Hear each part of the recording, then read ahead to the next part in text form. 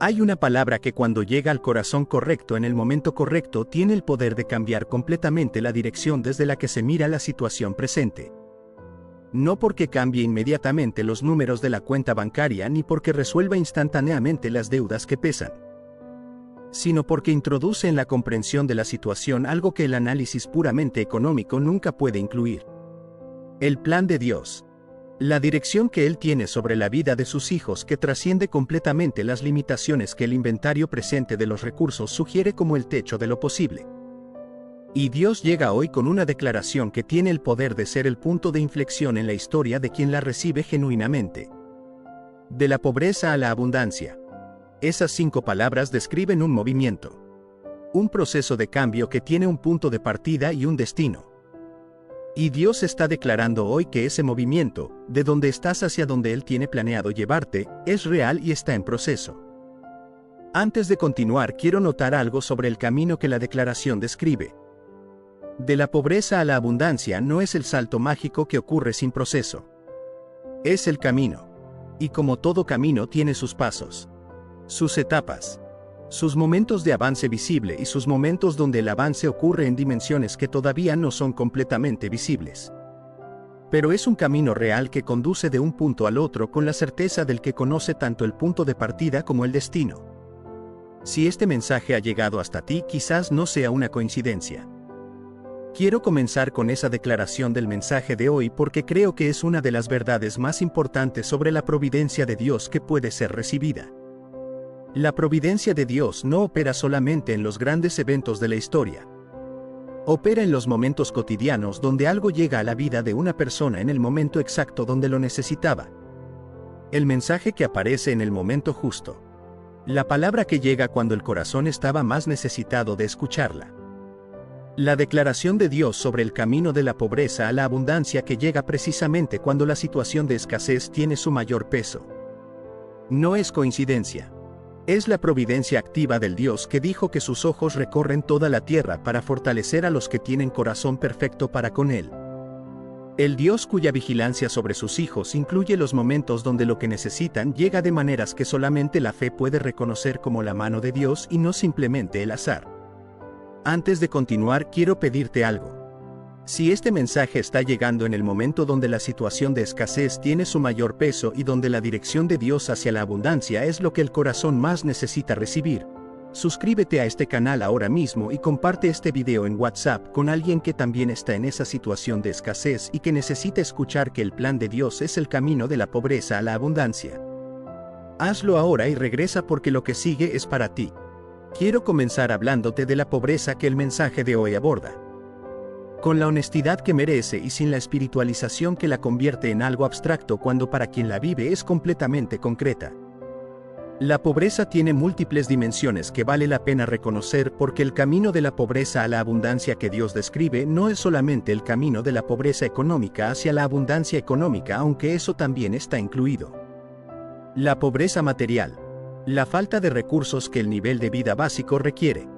Las deudas que superan los ingresos. La incapacidad de proveer para la familia lo que la familia necesita. El mes que siempre termina antes que el dinero. Las facturas que producen la ansiedad de no saber cómo serán cubiertas. La pobreza material es real y tiene consecuencias que se extienden a todas las otras dimensiones de la vida.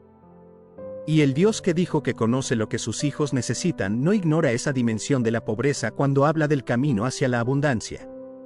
La pobreza de oportunidades. La situación donde no simplemente faltan los recursos presentes, sino donde las puertas hacia los recursos futuros parecen también cerradas.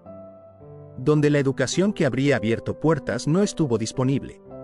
Donde las conexiones que el mundo de los negocios requiere no existen en el entorno de quien las necesita. Donde el punto de partida en la sociedad está tan lejos del punto donde la movilidad social comienza que el camino parece no solamente largo sino inaccesible. Esa pobreza de oportunidades tiene su propio peso específico.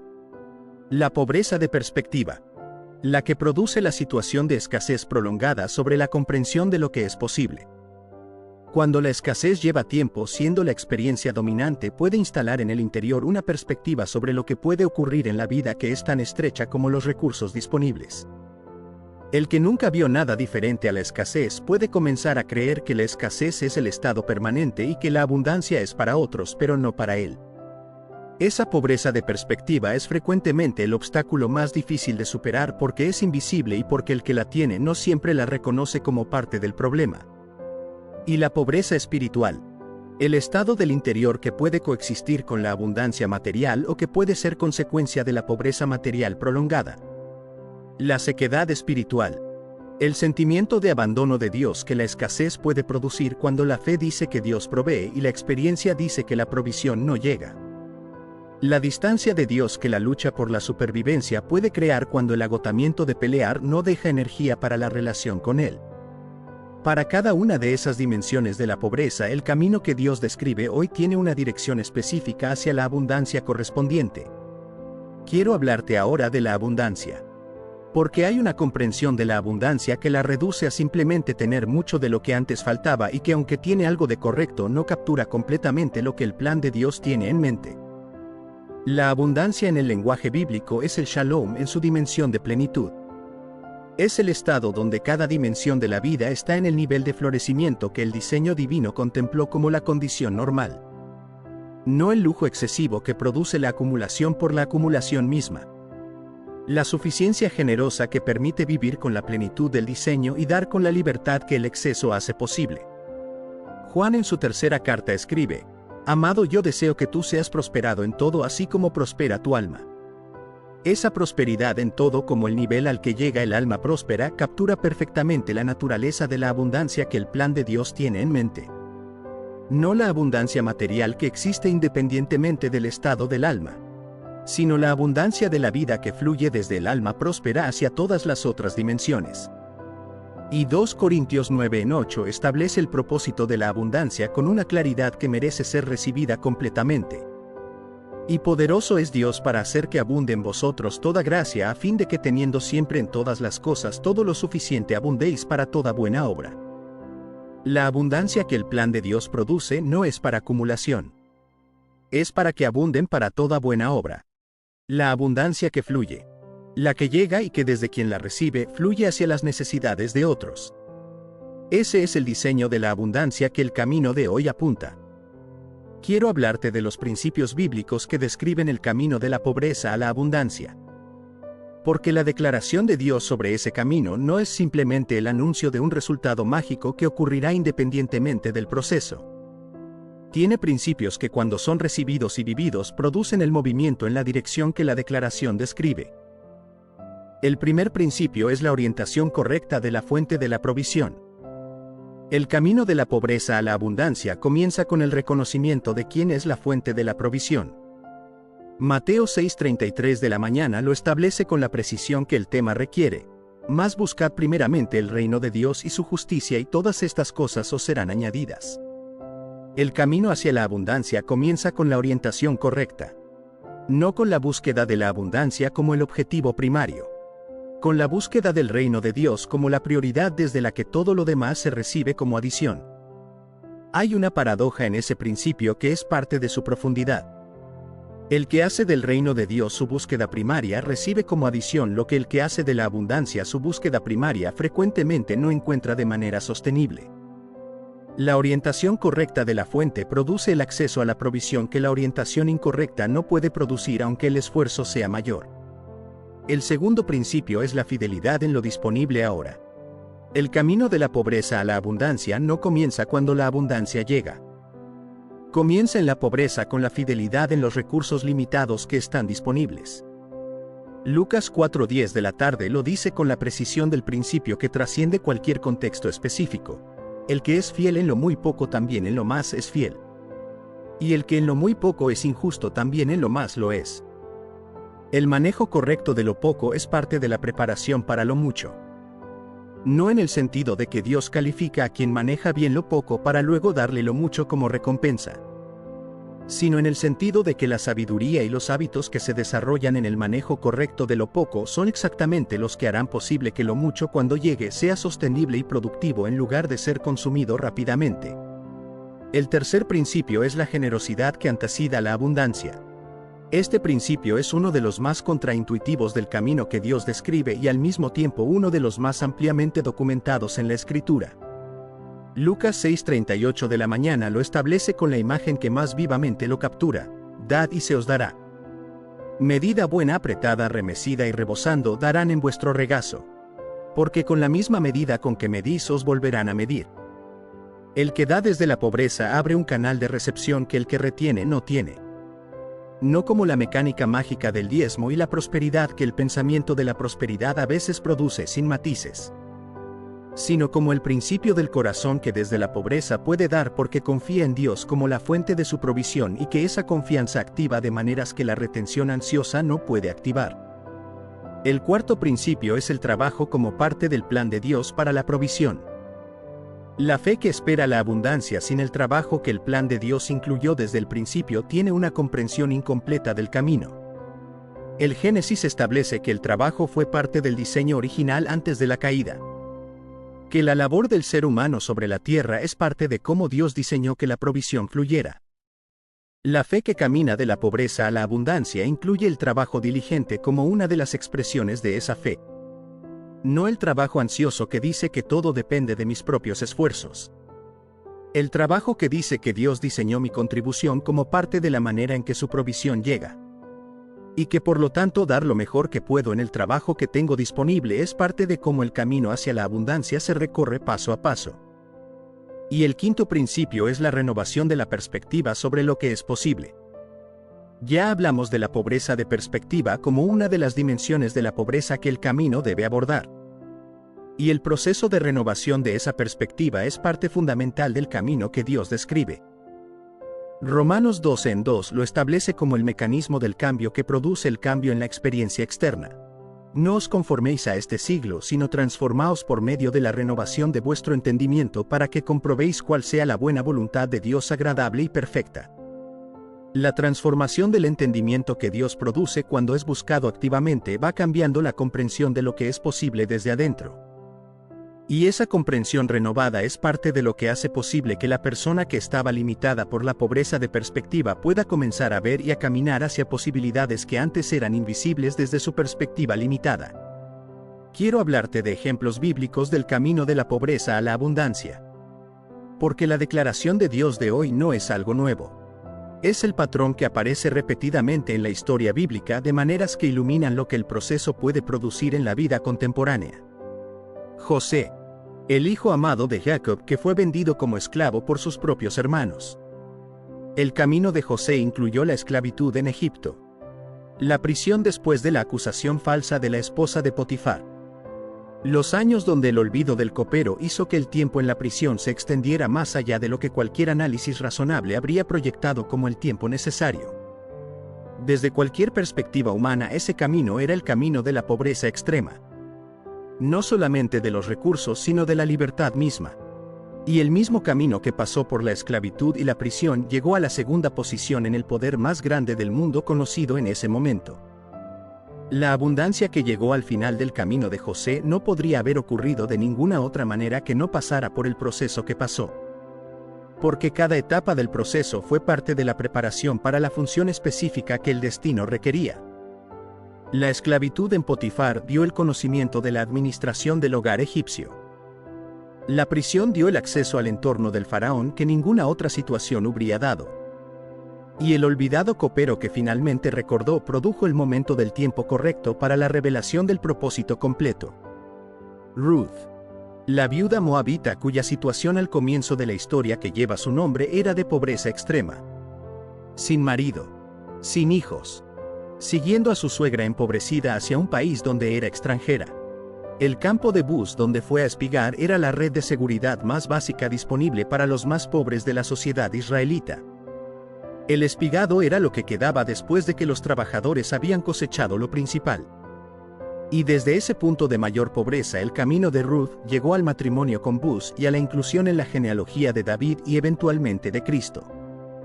La abundancia que llegó al final del camino de Ruth no podría haber ocurrido sin el proceso que incluyó el espigado en el campo. Porque el espigado en el campo fue el momento donde el camino hacia la abundancia se cruzó con quien haría posible el siguiente paso. Y la multiplicación de los panes. El punto de partida fue 5 panes y 2 peces. La evaluación de los discípulos fue que no era suficiente para la necesidad presente. Y la instrucción de Jesús fue que los trajeran a Él. El momento donde lo insuficiente fue puesto en las manos correctas, el proceso de la multiplicación comenzó. Y el resultado fue no solamente suficiente, sino abundante. 12 canastas sobraron después de que 5,000 comieron. El exceso es la señal de la abundancia que el plan de Dios produce cuando lo insuficiente es puesto en sus manos. Quiero hablarte de la fe que activa el proceso. Porque el camino de la pobreza a la abundancia no es un proceso automático que ocurre independientemente de la postura del corazón del que lo camina. La fe que activa el proceso tiene características específicas que vale la pena identificar. La fe que activa el proceso es la fe que cree que Dios es la fuente. No la fe que pide a Dios que bendiga los propios planes de alcanzar la abundancia. La fe que somete los planes a la dirección de Dios y que espera que su plan sea el que produzca la abundancia en el tiempo correcto y de la manera correcta. Esa fe es fundamentalmente diferente de la que simplemente espera que Dios añada sus recursos a los propios para alcanzar más rápido el resultado que Él yo eligió. La fe que activa el proceso es la fe que toma los pasos que el proceso requiere aunque el paso inicial parezca insuficiente. Como el paso de Ruth hacia el campo de Buz. Como el paso del que da cuando tiene poco. Como el paso del que trabaja con diligencia en lo disponible ahora sin esperar a que las condiciones sean perfectas antes de comenzar. La fe que espera las condiciones perfectas para dar el primer paso frecuentemente no da ese primer paso porque las condiciones perfectas raramente llegan antes del proceso. Y la fe que activa el proceso es la fe que persevera en el camino que tarda más de lo esperado. El camino de José duró años de esclavitud y de prisión antes de llegar al palacio. El camino de Ruth implicó el duelo de la viudez y la experiencia del espigado antes de llegar al matrimonio con Buz. El tiempo del proceso no siempre corresponde al tiempo que el análisis humano habría estimado como necesario. Y la fe que persevera en el camino aunque tarde más de lo esperado es la fe que llega al destino que el proceso produce. Quiero hablarte de la declaración de hoy como la palabra de esperanza, fortaleza y dirección que el mensaje promete. Porque la declaración de Dios de la pobreza a la abundancia no es solamente la promesa de un resultado futuro.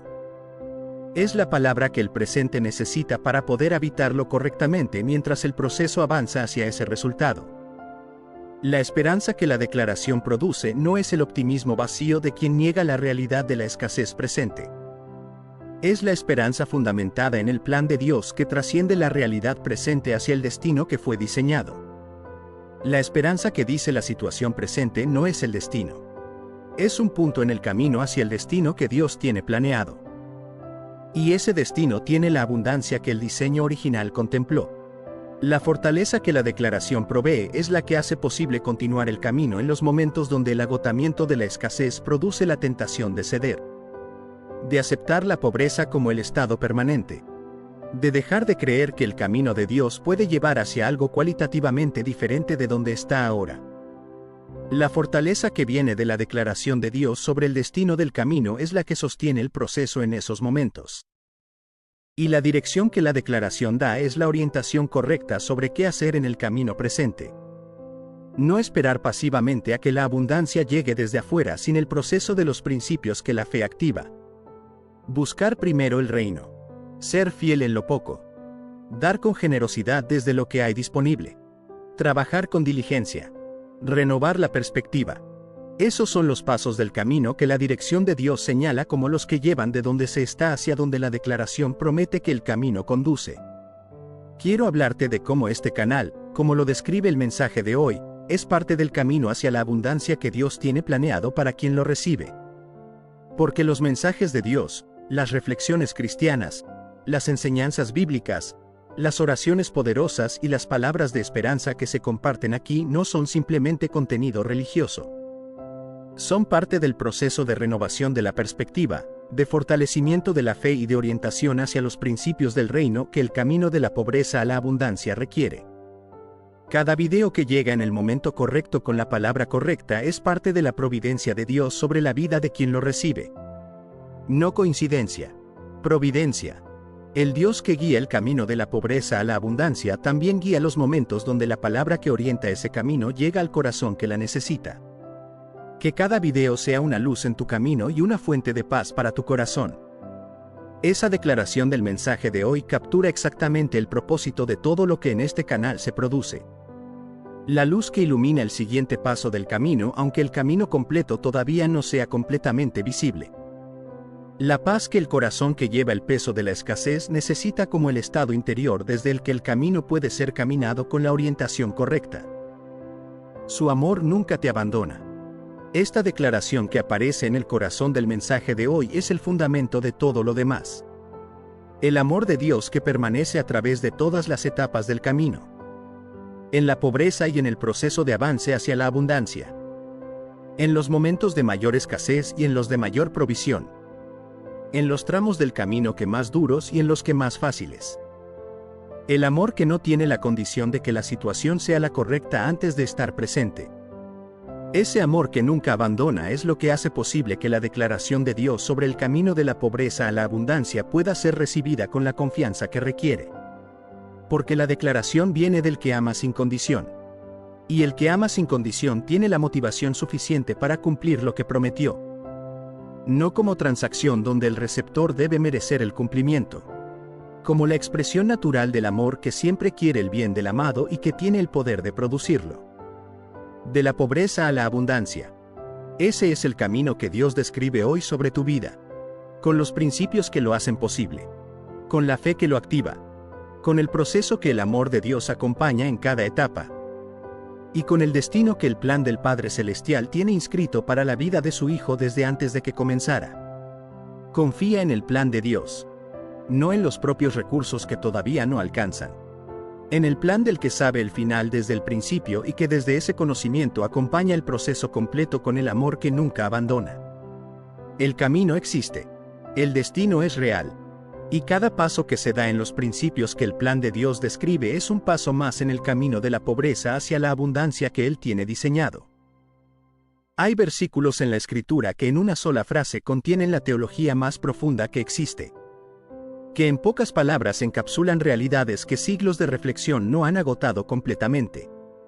Versículos que tienen la densidad del diamante. Que en el espacio pequeño de una sola declaración concentran una riqueza que puede ser explorada indefinidamente sin llegar al fondo de lo que contienen. 2 Corintios 8:9 es uno de ellos. Porque ya conocéis la gracia de nuestro Señor Jesucristo, que por amor a vosotros se hizo pobre siendo rico, para que vosotros con su pobreza fueseis enriquecidos.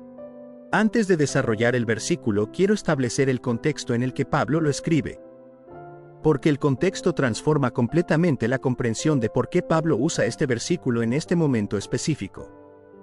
Pablo está escribiendo a los corintios sobre la ofrenda para los santos en Jerusalén.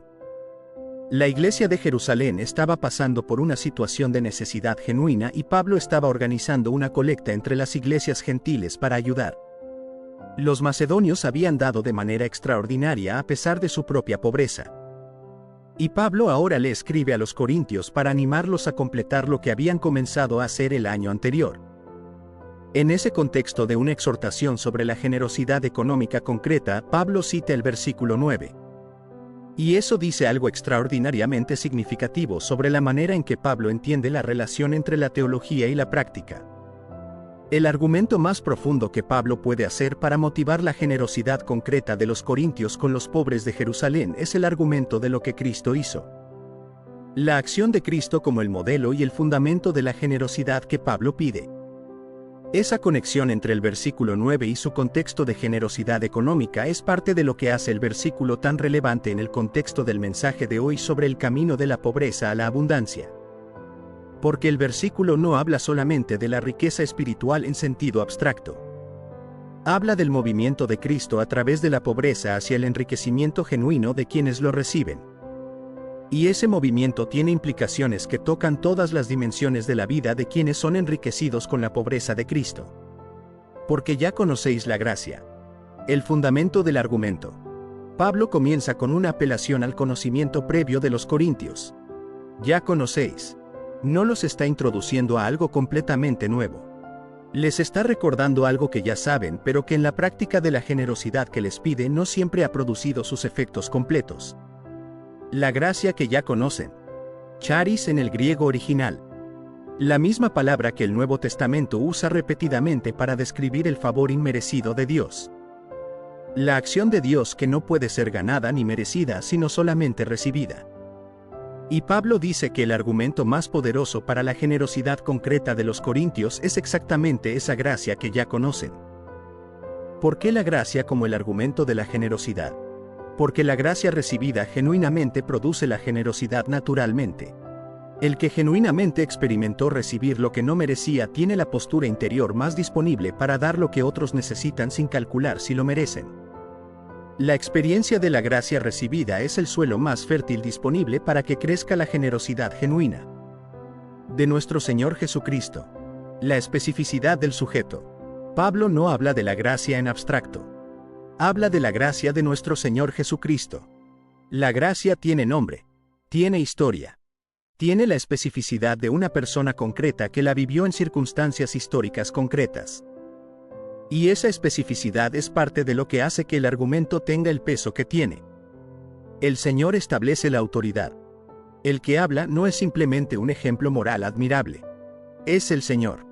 El que tiene la autoridad sobre todo y que desde esa posición de autoridad suprema eligió la acción que el versículo describe. Jesucristo. El nombre completo que en el Nuevo Testamento frecuentemente aparece en los contextos de mayor peso teológico.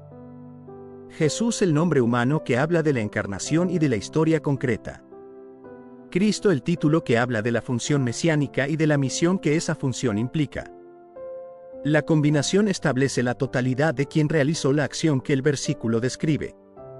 Que por amor a vosotros. La motivación de la acción. Aquí Pablo establece la razón de lo que Cristo hizo antes de describir lo que hizo. Por amor a vosotros. No por obligación. No por necesidad propia. No por algún requerimiento que la economía divina impusiera sobre Cristo independientemente de su deseo. Por amor. La motivación más libre y más poderosa que existe. Y a vosotros. La especificidad del destinatario del amor. No la humanidad en abstracto, aunque la humanidad en su conjunto es incluida. Vosotros. Los que estáis leyendo este texto. Los que en el contexto original eran los corintios a quienes Pablo escribía. Y en el contexto de quien recibe el versículo hoy, tú. Por amor a ti. Ese por amor a vosotros tiene implicaciones que transforman completamente la comprensión de lo que sigue en el versículo. La acción que Cristo realizó no fue indiferente a quien la recibe. Fue motivada específicamente por el amor hacia los que la recibirían. Y ese amor que motivó la acción es el mismo amor que sigue siendo la razón por la que el enriquecimiento que el versículo promete está disponible para quien lo recibe hoy. Se hizo pobre siendo rico. El corazón del versículo. Esta frase es la que contiene la paradoja más extraordinaria del versículo y de toda la historia de la encarnación. Se hizo pobre, siendo rico. Los dos estados en contraste máximo unidos por la misma persona en el mismo proceso. Siendo rico. Primero necesitamos habitar en la riqueza que Cristo tenía antes de hacerse pobre. Porque la magnitud de lo que Cristo dejó determina la magnitud de lo que el hacerse pobre implicó. Y la magnitud de lo que implicó determina la profundidad del enriquecimiento que ese hacerse pobre produce en quienes lo reciben. La riqueza de Cristo antes de la encarnación es descrita en otros textos del Nuevo Testamento con una amplitud que el versículo de 2 Corintios 8:9 no desarrolla, pero que requiere ser traída al contexto para entender completamente lo que el siendo rico implica. Juan 1:1-3 establece que en el principio era el Verbo y el Verbo era con Dios y el Verbo era Dios. Todas las cosas por Él fueron hechas y sin Él nada de lo que ha sido hecho fue hecho. El que se hizo pobre era el agente de toda la creación. El que habló y el universo existió. El que sostiene todas las cosas con la palabra de su poder, como dice Hebreos 1:3. Filipenses 2 describe esa riqueza con el vocabulario específico que ilumina perfectamente el siendo rico del versículo de 2 Corintios. El que siendo en forma de Dios no estimó el ser igual a Dios como cosa a que aferrarse. La forma de Dios. La igualdad con Dios. Eso es la riqueza que Cristo tenía. No la riqueza de los recursos materiales, aunque el que creó el universo podría decirse que los posee todos. La riqueza más fundamental que existe. La de ser Dios. De compartir la naturaleza divina en toda su plenitud. Y el que tenía esa riqueza se hizo pobre. La riqueza de ser Dios se hizo pobre en la encarnación. No que dejó de ser Dios en la encarnación, porque eso está fuera de los límites de la teología bíblica, sino que la manera en que existió tomó la forma de la pobreza de la condición humana en contraste máximo con la riqueza de la forma divina que había tenido. El hacerse pobre de Cristo tuvo múltiples dimensiones que vale la pena explorar. La pobreza de la encarnación. El que era el Verbo eterno tomó carne. No la carne de un rey en su palacio, sino la carne de un bebé en un pesebre. El lugar de nacimiento que la historia de la Navidad conoce tan bien es parte de la descripción de la pobreza que el versículo describe. No nació en el palacio que la riqueza de su ser podría haber justificado. Nació donde nacen los que no tienen lugar mejor donde nacer. La pobreza de la existencia ministerial. El Hijo de los Hombres no tiene dónde recostar su cabeza, dijo Jesús sobre sí mismo en Mateo 8:20 de la mañana. El que creó cada centímetro cuadrado de la tierra no tenía hogar estable durante su ministerio. El que sostenía cada árbol con la palabra de su poder no tenía la sombra de un árbol propio bajo la cual descansar con certeza de que sería de él al día siguiente. La pobreza de la pasión. El proceso que llevó a la cruz incluyó el abandono de todos los que había formado durante 3 años. La traición del que comía de su pan. La negación del que había prometido dar la vida por él. La huida de los que habían prometido no abandonarlo. Y en la cruz la experiencia más extrema de la pobreza de todas, el abandono del Padre. Dios mío, ¿por qué me has abandonado? La riqueza de la comunión eterna con el Padre temporalmente ausente en el momento de mayor necesidad. Y la pobreza de la muerte. El que tiene la vida en sí mismo tomó la muerte. El que es la resurrección y la vida experimentó el sepulcro. El que puede dar la vida tuvo que recibirla de regreso en la resurrección precisamente porque la había entregado completamente. Todo ese es el hacerse pobre que el versículo describe. Y en ese contexto la frase para que vosotros con su pobreza fueseis enriquecidos tiene el peso completo de todo lo que el hacerse pobre implicó. Para que vosotros con su pobreza fueseis enriquecidos. El propósito del hacerse pobre. Esta parte final del versículo establece algo extraordinario sobre la naturaleza del proceso que Cristo realizó. No fue un proceso que Cristo atravesó simplemente como consecuencia de la obediencia al Padre, aunque también lo fue. Tuvo un propósito específico hacia los que lo recibirían. Para que vosotros fueseis enriquecidos. El para que establece la intencionalidad. La pobreza de Cristo no fue el efecto secundario no deseado de la encarnación. Fue el medio deliberado del enriquecimiento de los suyos. El camino que Cristo eligió transitar fue elegido precisamente porque era el camino que producía el enriquecimiento de quienes recibirían los efectos de su transitar. Con su pobreza. El instrumento del enriquecimiento es precisamente lo que parecería ser su opuesto. La pobreza de Cristo como el instrumento del enriquecimiento de sus suyos. No en lugar de su pobreza o a pesar de ella. Con su pobreza. La pobreza misma es el mecanismo. El proceso de hacerse pobre es el que produce el enriquecimiento. Esa paradoja es la que el versículo quiere que sea recibida con toda la profundidad que tiene. El camino hacia el enriquecimiento pasó por la pobreza. Y ese camino que Cristo recorrió produce el enriquecimiento de quienes lo reciben. Quiero hablarte ahora de las dimensiones del enriquecimiento que la pobreza de Cristo produce. Porque el enriquecimiento que el versículo describe no es unidimensional. La primera dimensión es el enriquecimiento espiritual. La relación con Dios que el pecado había interrumpido fue restaurada por la pobreza de Cristo que tomó el lugar del pecador. El que no tenía pecado fue hecho pecado por nosotros para que nosotros fuésemos hechos justicia de Dios en él, dice el versículo anterior en 2 Corintios 5:21 de la mañana. La riqueza de estar en relación correcta con Dios, de tener acceso al trono de la gracia, de poder llamar a Dios Padre con la familiaridad del Hijo y no solamente con la deferencia del siervo, es el enriquecimiento más fundamental que la pobreza de Cristo produce. La segunda dimensión es el enriquecimiento de la identidad. Ya no siervos sino amigos, dijo Jesús en Juan 15. Ya no extranjeros sino conciudadanos de los santos y miembros de la familia de Dios, dice Efesios 2. La identidad del que pertenece a Cristo es la identidad de heredero de Dios y coheredero con Cristo. Esa identidad tiene implicaciones que se extienden hacia todas las otras dimensiones del enriquecimiento que el versículo promete. La tercera dimensión es el enriquecimiento de los recursos de Dios. Mi Dios suplirá todo lo que os falta conforme a sus riquezas en gloria en Cristo Jesús. Las riquezas de Dios en gloria como el estándar de la provisión que está disponible para sus hijos. No solamente lo suficiente para la necesidad presente, sino la abundancia de las riquezas de Dios en gloria. Esa es la fuente de la provisión que la pobreza de Cristo abrió para quienes lo reciben. La cuarta dimensión es el enriquecimiento de los dones espirituales. Cuando Cristo ascendió, dice Efesios 4:8, dio dones a los hombres. Los dones que el Espíritu distribuye según su voluntad para la edificación de la Iglesia y el cumplimiento del propósito de Dios en el mundo. Esos dones que producen la capacidad de contribuir al reino que el ser puramente natural no podría producir son parte del enriquecimiento que la pobreza de Cristo produce. Y la quinta dimensión es el enriquecimiento hacia toda buena obra. Volviendo al contexto original del versículo en 2 Corintios 8 y 9, Pablo está hablando de la generosidad concreta como uno de los frutos del enriquecimiento que la pobreza de Cristo produce. El que fue enriquecido con la pobreza de Cristo tiene los recursos no solamente para su propia vida, sino para abundar para toda buena obra. El enriquecimiento que Cristo produce tiene la característica de fluir hacia otros como una de sus expresiones más naturales. Quiero hablarte de la relación entre el versículo 9 de 2 Corintios 8 y el camino de la pobreza a la abundancia que el mensaje de hoy declara. Porque hay una conexión orgánica entre lo que Cristo hizo y lo que Dios promete sobre la vida de sus hijos que el versículo ilumina perfectamente.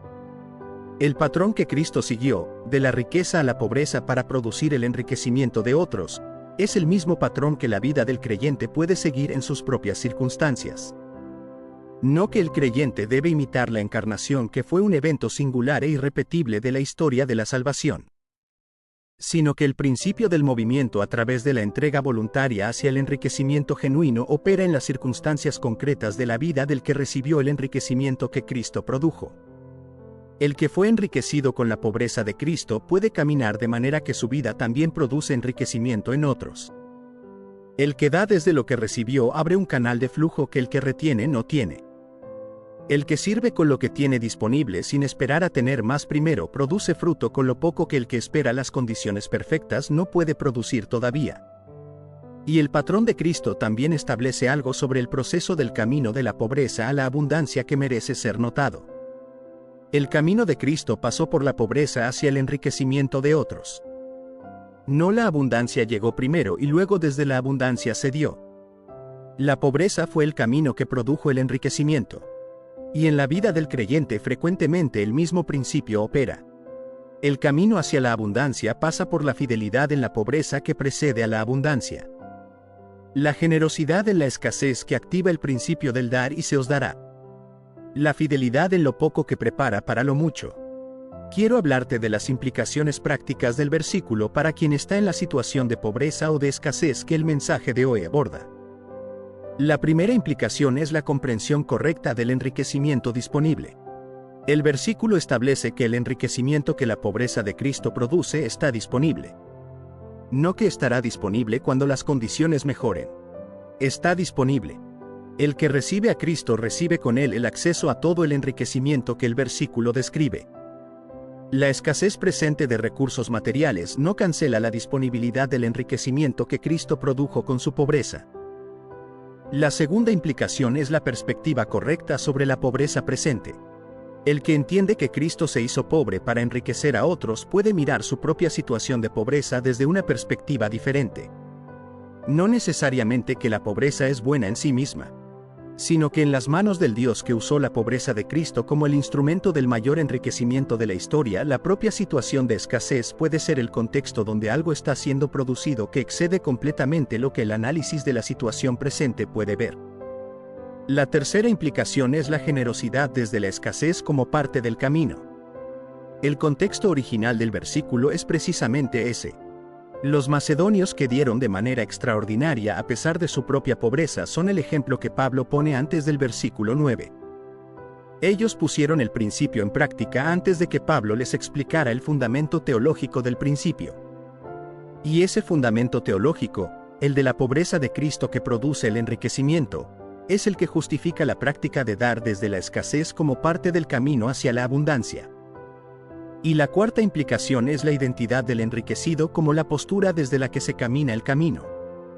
El que sabe que fue enriquecido con la pobreza de Cristo camina desde esa riqueza recibida aunque la situación de las circunstancias externas todavía no la refleje completamente.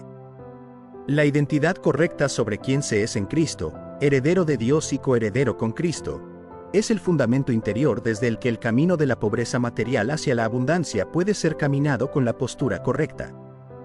Quiero cerrar hablándote de la aplicación completa del versículo a la vida del que lo recibe hoy. Porque 2 Corintios 8:9 no fue escrito para ser admirado teológicamente desde la distancia. Fue escrito para producir un cambio concreto en la manera en que quien lo recibe vive en el mundo. Ya conocéis la gracia de nuestro Señor Jesucristo. El conocimiento de esa gracia es el punto de partida. No el conocimiento intelectual que sabe el contenido del versículo sin que produzca ningún efecto sobre la vida. El conocimiento experiencial que sabe lo que significa haber sido enriquecido con la pobreza de Cristo porque esa pobreza y ese enriquecimiento son realidades vividas y no solamente doctrinas conocidas. Que por amor a vosotros se hizo pobre siendo rico. El amor que motivó la acción es el amor que sigue presente.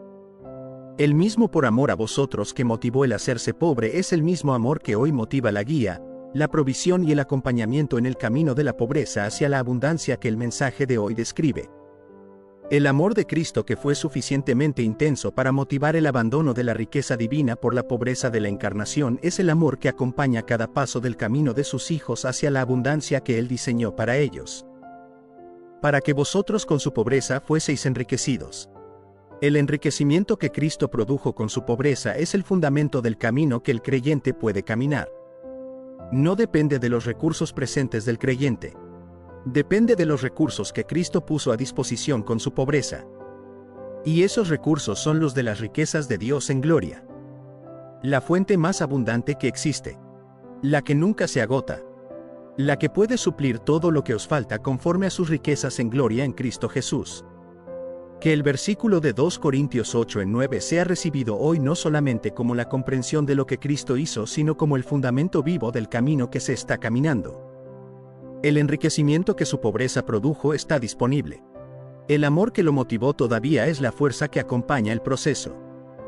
Y el destino del camino es la abundancia que el diseño divino tiene en mente para la vida del Hijo que camina con la certeza de que ya fue enriquecido con la pobreza del que se hizo pobre siendo rico para exactamente ese fin.